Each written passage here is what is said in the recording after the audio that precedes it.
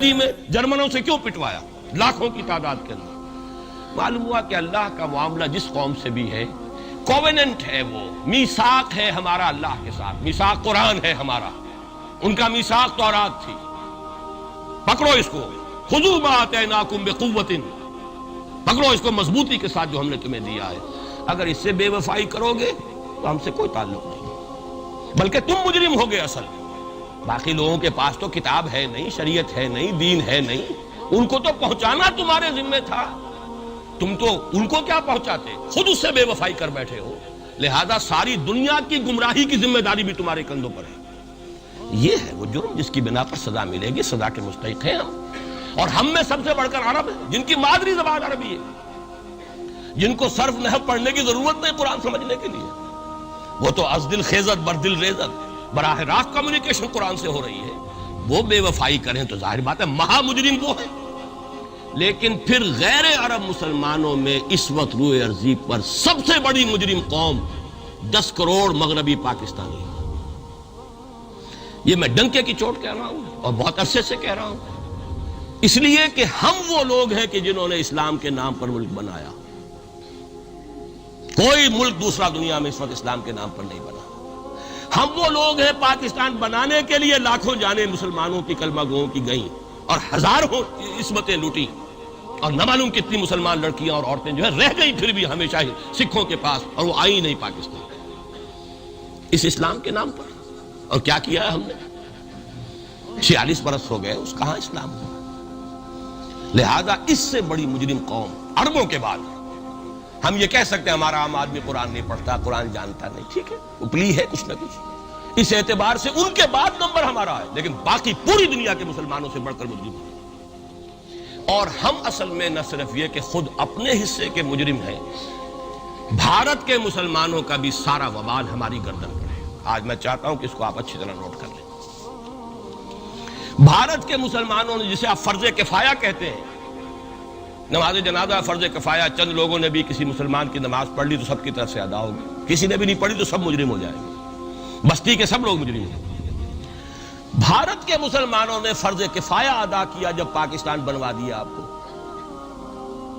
اور اس کی قیمت آج بھی وہ دے رہے ہیں، کھلے نعرے لگ رہے ہیں، مسلمان کے 2 استھان، پاکستان یا قبرستان، تیسرا کوئی جگہ نہیں۔ ڈنکے کی چوٹ کہا بابری مسجد کے بعد ایل کے اڈوانی نے، ہم ساری مسجدیں گرا دیں گے ہندوستان میں، کوئی مسجد باقی نہیں چھوڑیں۔ ڈنکے کی چوٹ اعلانیہ، یہ سب کچھ ہو رہا ہے، اور یہ نعرے تو نہ معلوم کب سے لگے، اور نہ معلوم کب سے میں یہاں ان مسجدوں کے اندر بھی اور اپنی تقریروں میں وارن کرتا رہا کہ کیا وہاں ہو رہا ہے، لیکن ہمارے تو کان پر جو نہیں ریگتی، ہمارے تو وہی دھندے ہیں، وہی کاروبار ہے، اپنا بزنس ہے، اس کے سارے مسئلے ہیں، اس کی اپنی بلڈنگیں ہیں، اپنی موٹریں ہیں، اپنے ٹیلی ویژن ہیں، اپنے کئی کورسز کے ڈنرز ہیں۔ اللہ اللہ خیر صلی اللہ، ہمیں بحث کیا اسلام سے؟ تو بتائیے ہم سے بڑا مجرم کون ہوگا؟ آج جو کچھ ہندوستانی مسلمان پر بیت رہی ہے اس کا جرم ہمارے کندھے پر ہے۔ یہ میں جذباتی انداز میں نہیں کہہ رہا، میں تو 2 اور 2 4 کی طرح ثابت کر سکتا ہوں۔ انہوں نے فرض کفایہ ادا کر دیا، اور اس وقت یاد کیجئے مولانا ابوالکلام آزاد، مولانا مدنی، جمعیت علماء ہند کے علماء اپنے تقدس اور اپنے تدین اور اپنے تقوی کے اعتبار سے انکویسچنیبل، کوئی شک و شبہ نہیں ہو سکتا ان کی نیت پر اور ان کے تقوی پر اور کردار پر، انہوں نے کیا کہا تھا؟ یہی کہا تھا کہ یہ پاکستان بنا کر تم مسلمانان ہند کو 3 حصوں میں تقسیم کر دو گے۔ 3 میں کہا تھا، 2 میں نہیں، 3 میں۔ حالانکہ بظاہر تو ایک پاکستان بن رہا تھا نا، لیکن یہ مولانا ابوالکلام آزاد کے الفاظ تھے کہ 25 برس سے زیادہ یہ 2 خطے یکجا نہیں رہ سکتے، اور 25 برس کیا 24.25 برس میں ٹوٹ گیا پاکستان، 25 برس پورے نہیں ہوئے، اور ان کے الفاظ تھے یہ کہ 25 برس سے زائد جمع نہیں رہ سکتے، 24.25 برس میں ختم ہو گیا۔ 16 دسمبر 1971 کو پاکستان ختم ہو گیا کہ نہیں؟ 71 کو۔ بہرحال نوٹ کرنے کی بات ہے، ہم نے کیا کہا تھا؟ میں بھی مسلم لیگی تھا، میں نے بھی نعرے لگائے، چاہے غیر شعوری دور تھا، ہائی اسکول اسٹوڈنٹ تھا، پاکستان کا مطلب کیا، لا الہ الا اللہ، فلک شگاف نعرے لگائے ہیں، اور نوائے وقت کا پرچہ انتظار کرتے تھے اسٹیشن پر کھڑے ہو کر، حصار ریلوے اسٹیشن کے اوپر، کہ اب گاڑی آئی اور اب نوائے وقت لیا اور پھیل گئے پورے شہر میں اس کو پہنچانے کے لیے۔ ہم کیا کہا کرتے تھے؟ ارے نہیں، 2 طرف سے پاکستان جو ہے مضبوط پاکستان ہوگا، ہندوستان میں کسی ہندو کو جرت ہوگی مسلمان کے لیے کوئی میلی نگاہ سے دیکھنا بھی؟ وہ سارے خواب کہاں گئے؟ وہ تو حرم ہوئے۔ وہ دو طرف کا جفا تھا وہ تو ختم ہوا، اس لیے کہ وہ زنبور تو اب رہا ہی نہیں، وہ تو کھل گئی، نوٹ ہی ختم ہوئی وہ مشرقی پاکستان۔ اور حال یہ ہے کہ آپ کی وزیر اعظم بنگلہ دیش نے یہ بھی پسند نہیں کیا کہ بابری مسجد پر جو بیان تھا وہ نواز شریف صاحب کے ساتھ مشترک بیان دے دیں۔ یہ اشتراک بھی دنیا کے سامنے نہ آ جائے کہ مشرقی پاکستان سابقہ اور اس وقت بنگلہ دیش کی وزیر اعظم اور مغربی پاکستان جو اب وٹ ریمینز آف پاکستان کے تحت صرف پاکستان ہے، اس کے وزرائے اعظم نے مشترکہ بیان دے دیا۔ یہ بھی نہیں آنا چاہیے، یہ حال ہے ہمارا۔ حالانکہ بات اپنی جگہ پر کوئی ایسی نہیں تھی، کوئی سیاسی نہیں، ایک مذہبی معاملے کے اوپر اظہار رائے کرنا تھا۔ انہوں نے کہا نہیں، آپ کے ساتھ مشترک بیان میں نہیں دوں گی، نہیں دیا اس نے۔ تو وہ جو تھا دو طرف سے جفا وہ تو سن 71 میں کھل گیا۔ جو ہمارا حال ہے وہ تو ہونا ہی تھا۔ یہ ملک بنا اسلام کے نام پر، اس کا استحکام ہو سکتا تھا تو صرف اسلام کی بنیاد پر ہو سکتا تھا۔ اسلام سے غداری کی، لہذا یہاں تو اب قومیتیں ہیں، یہاں تو اب ایتھنک اور ریجنل اور نہ معلوم کس کس قسم کی اور لنگوسٹک جو ہے نیشنلٹیز ہیں، نیشنلزمز ہیں، وہ جو ایک امت ایک وقت میں بن گئی تھی، ایک قوم، مسلم قوم ہندو کے مقابلے کے لیے، وہ تو ختم ہوئی۔ اور حال کیا ہو گیا ہے، اس سے پہلے بھی کبھی کبھی ہندو مسلم فسادات ہوتے تھے۔ کیا سندھ سے مسلمان نہیں پہنچ جاتا تھا وہاں ریلیف کے لیے؟ کیا پنجاب سے اور سرحد سے مسلمان نہیں جاتے تھے؟ بہار نہیں گئے تھے؟ کیا کانپور کی مسجد شہید ہوئی تھی 1915 میں تو پوری ہندوستان سے مسلمان نہیں پہنچ گئے؟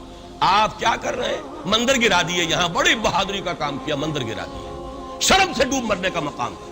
یہاں بھی گویا کہ ہم اپنے عمل سے اسلام کی مخالفت کر رہے ہیں۔ اسلام تو اجازت نہیں دیتا، آپ کسی اور کے جرم کی سزا کسی اور شخص کو نہیں دے سکتے۔ ہمارے پاس تو یہ سیکریٹ ٹرسٹ ہیں، یہ لوگ ذمہ وہ اپنے آپ کو منواتے نہیں، لیکن ہمارے تصور سے، اسلام کے تصور سے ذمہ ہے۔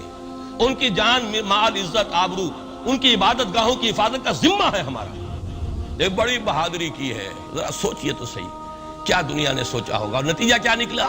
اگر کسی درجے میں بھی بابری مسجد کی شہادت پر کوئی دنیا میں کوئی رائے عامہ ہو سکتی تھی کوئی ہندوستان کے خلاف، ختم ہو گئی۔ جو انہوں نے کیا 10 گنا تم نے کر لیا۔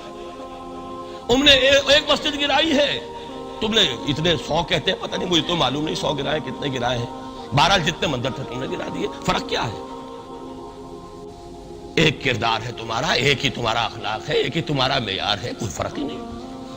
بلکہ وہاں تو کم سے کم یہ تو رہا ہے، دنیا کی آنکھوں میں دھول ڈالنے کے لیے کم سے کم یہ کہ فارن منسٹری جو ہے اس نے ریزائن کیا، ہم نے مان لیا جی ہم نہیں کر سکے، ہم مجبور ہیں۔ حالانکہ سب ان کی اجازت سے ہوا، بلکہ ان کی ملی بھگت سے ہوا، لیکن یہ کہ کلیان سنگھ نے فوراً استعفیٰ دے دیا، منسٹری ختم۔ پھر وہ بھارت کی مرکزی حکومت نے اور بھی پارٹیز کو بھی بین کر دیا، اور اس کے بعد یہ ہے کہ انہوں نے حکومتیں بھی 3 اور صوبوں کی توڑ دی۔ وہ تو سرخرو ہو گئے پوری دنیا کی جو رائے عامہ ہے، ہم اس کے سوا کیا کر سکتے ہیں؟ ہمارا ایک دستور ہے، دستور میں جو بھی صوبائی حکومت ہوتی ہے اس کی اجازت کے بغیر ہم فوج بھیج نہیں سکتے۔ وہاں پہ صوبائی حکومت تھی، اس نے ہمیں یقین دہانی کرائی تھی، سپریم کورٹ کو بھی یقین دہانی کرا دی تھی کہ مسجد کو کچھ نہیں ہوگا، تو ہم تو اس کے اوپر ڈیپینڈ کر رہے تھے۔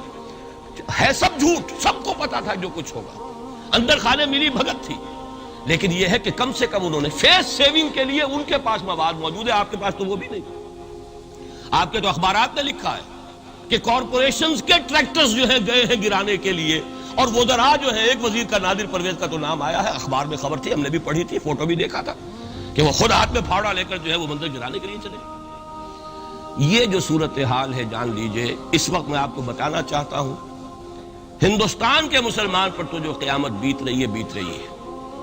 میں نے اپنا ایک تاثر کچھ عرصے پہلے یہاں شد بیان کیا تھا، رہا ہے میرا تاثر، اور وہ ہے اصل میں وہ لاسٹ سپر جو ہے انجیل میں جس کا تذکرہ ہے حضرت مسیح علیہ السلام نے جو آخری کھانا رفع سماوی سے قبل کھایا ہے اس باغ میں جہاں روپوش تھے اپنے حواریین کے ساتھ۔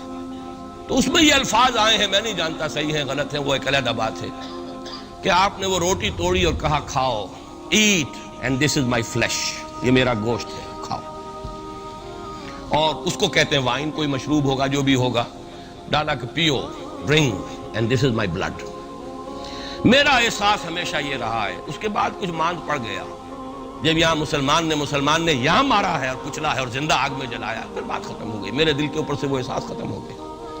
وہاں ہندو کے ہاتھوں جب مسلمان کے ساتھ یہ کچھ ہوتا تھا تو پھر جب میں کھانا کھاتا تھا محسوس کرتا تھا کہ میں ہندوستانی مسلمان کا گوشت کھا رہا ہوں اور ہندوستانی مسلمان کا خون پی رہا ہوں۔ یہ ہمیں عیش جو یہاں حاصل ہے، جو آرام حاصل ہے، جو ہمیں یہاں پر سہولتیں حاصل ہیں، جو معاشی اس کی کاسٹ پر ہے۔ اس نے آپ کو یہ ملک لے کر دیا اور آج تک اس کی قیمت ادا کر رہا ہے، اور ہم جو ہے عیش کر رہے ہیں، گل چھرے اڑا رہے ہیں. یہاں جس کے پاس 2 پیسے ہو گئے برقع اتار کے اس نے پھینک دیا. یہ معلوم ہوتا ہے کہ یہ تو مفلسی کو چھپانے کا ذریعہ تھا. 4 پیسے ہوں، اچھے کپڑے پہنے ہوئے ہوں، میک اپ صحیح کیا ہوا ہو، تو پھر برقعے کی کیا ضرورت ہے؟ اور میں نے شاید سنا ہے آپ کو، مجھ سے تو چند لڑکیوں نے یہ الفاظ کہے باقاعدہ. میں جب پریکٹس کرتا تھا لاہور میں کرشن نگر میں، تو ایک گھرانے کی، اور مجھے معلوم ہوا کہ ان کے والد انتہائی نیک تہجد گزار. کئی لڑکیاں تھیں بہنیں، ایک ہی تقریباً عمر 200 سے 1.5 سال کی. کبھی وہ آتی تھی کلینک میں میرے تو برقعے سمیت، کبھی آ رہے ہیں تو بغیر برقعے کے. میں نے پوچھا یہ کیا تماشا ہے آپ لوگوں کا، کبھی بغیر برقعے کے کبھی برقعے سمیت. صاف جواب دیا. میں ان کے الفاظ کوٹ اینڈ کوٹ میں ان کے الفاظ کوٹ کر رہا ہوں. ڈاکٹر صاحب جب ہمیں کوئی میک اپ کرنے کا، کپڑے بدلنے کا موقع نہیں ملتا تو ہم برقع پہن لیتے ہیں، اور جب ہمیں موقع ملتا پھر ہم برقع کائے کو پہنتے. تو گویا کہ اس کو چھپانے کا ذریعہ برقع ہے کہ کپڑے میلے ہیں، میک اپ نہیں کیا تو لہذا برقع پہن لیا. یہ ہے حال پاکستان میں اسلام کا جو ہم نے بنایا ہے. تو میں جو کچھ دیکھ رہا ہوں وہ یہ ہے کہ ہندوستان میں تو قیامت، اب وہاں جو آفیشل فگرز ہیں 1000 1200 کتنے ہیں، لیکن کم سے کم 10,000 آدمی، اور اب یہ چین ہے فسادات کی. کل کے اخبار میں احمد آباد کی تھی، کبھی کہیں ہے کبھی کہیں ہے. اور واقعہ یہ ہے کہ تبصرے یہ ہو رہے ہیں کہ ہندو فنڈامنٹلزم از آن دی رائز. یہ جو کچھ ہوا ہے، جتنا بھی اس کے اندر ان کو گرایا گیا ہے، ان کی حکومتیں گرائی گئی ہیں، اس سے انہیں تقویت حاصل ہو رہی ہے. They are getting stronger and stronger. Congress کے لیے اب اپنی جو ہے جان بچانی مشکل ہے، اور اس وقت سب سے بڑا ان کے لیے جو ہو گیا وہ یہ ہے کہ وہ کمیونسٹوں کی سپورٹ کے بغیر چل نہیں سکتے. اور کمیونسٹ جو ہے وہ ان کی جو اس وقت وہ امریکہ کے زیر اثر جو اپنی اکنامک پالیسیز چینج کر رہے ہیں اس کا ساتھ دینے کو تیار نہیں. تو یہ ڈائلیما ہے. جبکہ ادھر جو ہے وہ بالکل جو ہندو ذہن ہے وہاں کا ریوائولسٹ ذہن وہ پوری طریقے سے پائے. تو اب اس وقت میں اس کے حوالے سے عرض کر رہا ہوں کہ ہندوستان اور پھر پاکستان کو علیحدہ نہ سمجھیے، اس لیے کہ ہندوستان کو اگر انہوں نے مسلمانوں سے یا اسلام سے خالی کرا لیا تو پھر ان کے بعد ان کا ٹارگٹ جو ہے پاکستان تو ہے ہی ہے. ہم تو ان کے ٹارگٹ نمبر 1 ہے. ذہناً انہوں نے کبھی پاکستان کو تسلیم نہیں کیا. اور ہمارا اب ساتھی ہے کون؟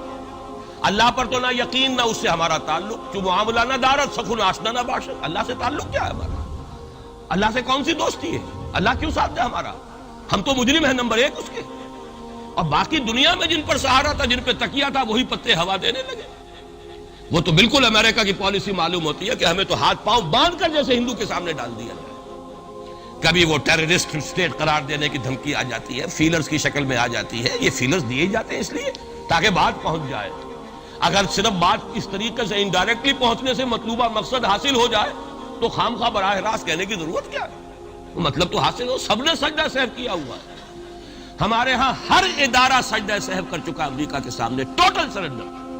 اور یہ بات جو قاضی حسین احمد صاحب کہہ رہے ہیں 100% درست کہہ رہے ہیں، 100% درست کہہ رہے ہیں. ٹوٹل سرنڈر، چاہے وہ بے نظیر ہو، چاہے وہ نواز شریف ہو، اور چاہے وہ کوئی اور ادارہ ہو آپ کا جو یہاں پہ قوت کا اصل سرچشمہ ہے اور منبع ہے، سب کے سب 100% جو ہے اس کے سامنے سجدہ کر چکے.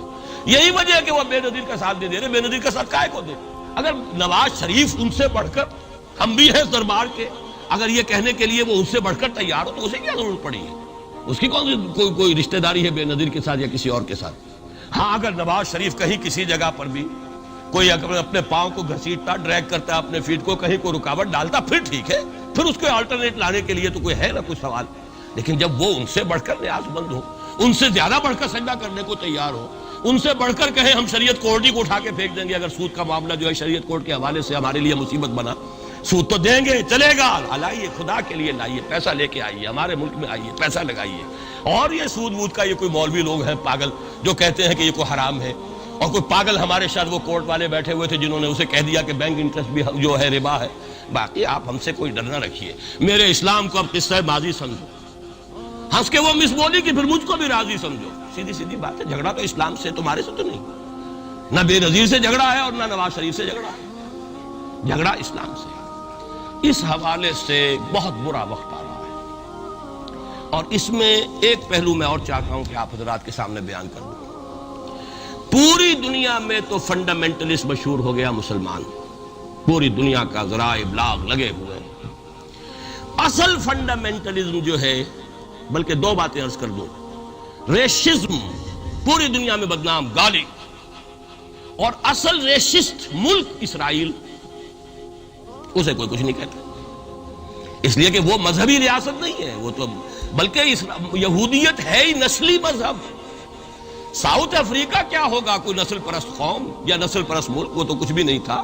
اصل جو نسل پرست ہیں وہ تو یہودی ہیں، انہیں کوئی کچھ نہیں کہہ رہا۔ ریشسٹ وہ فنڈامنٹلزم اصل جو چلا ہے وہ ہندوستان میں چلا ہے، بدنام پوری دنیا میں مسلمان ہو گیا۔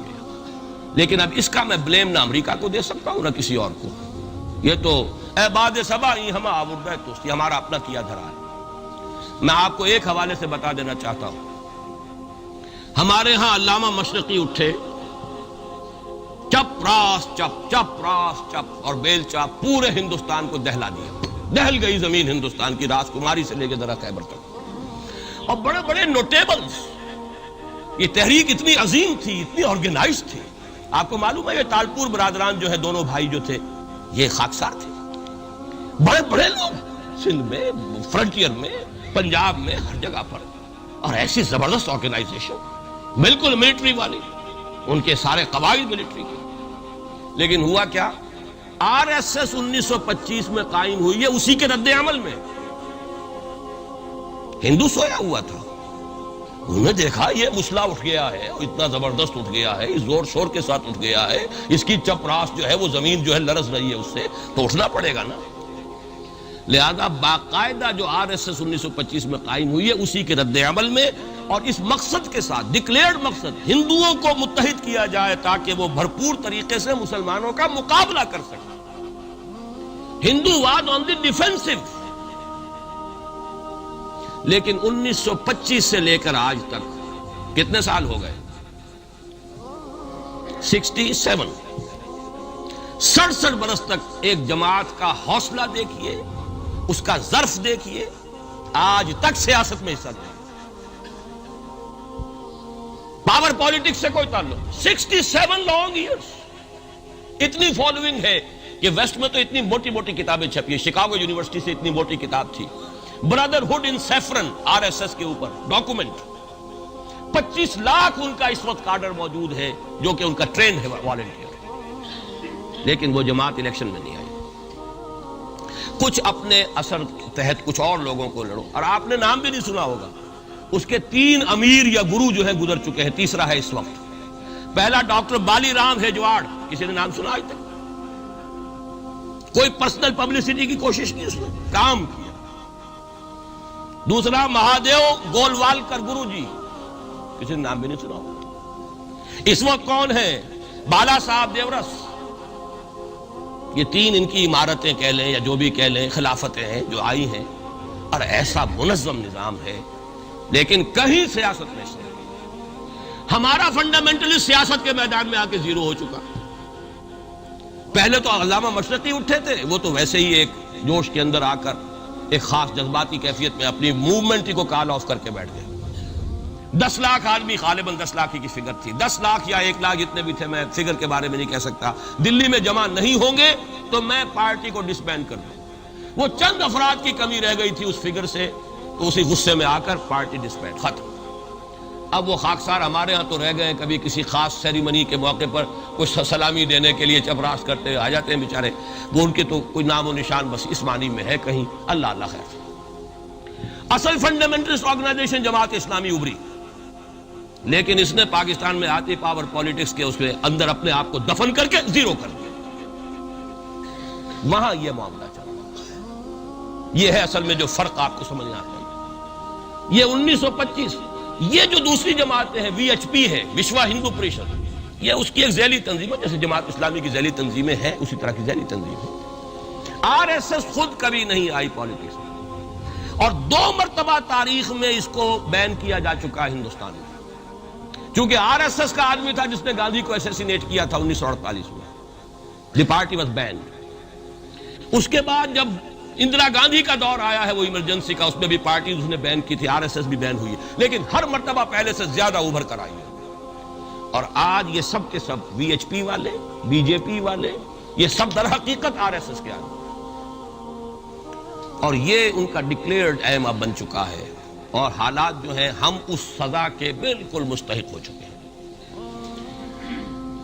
اسیاں سے کبھی ہم نے کنارہ نہ کیا، لیکن تیری رحمت نے گوارا نہ کیا۔ یہ تو ہو سکتا ہے اب بھی ہم اسی اللہ کی رحمت پر تو ادھار کھا سکتے ہیں، لیکن واقعہ یہ ہے کہ ہم اس سزا کے بالکل مجرم ہو چکے ہیں اور مستحق بن چکے ہیں، اور نظر یہ آ رہا ہے کہ اب حالات ہمارے لیے زیادہ سے زیادہ پیچیدہ سے پیچیدہ، مشکل سے مشکل، اور زیادہ سے زیادہ جو ہے گمبھیر ہوتے چلے جا رہے ہیں۔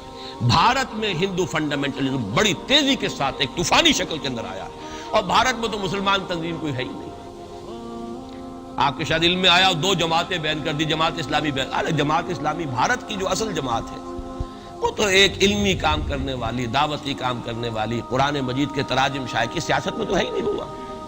لیکن یہ کہ اس کا اور سوال ہی پیدا نہیں ہوتا ٹیررزم کا یا کسی درجے میں بھی کوئی اس طرح کی ایکٹیویٹی جماعت اسلامی، لیکن وہ ہے نا کہ وہ ترازو کا ایک پلڑا اگر ادھر 3 کو بین کیا تو ادھر بھی 2 تو ہوں کم سے کم، وہ جماعت اسلامی بین ہو۔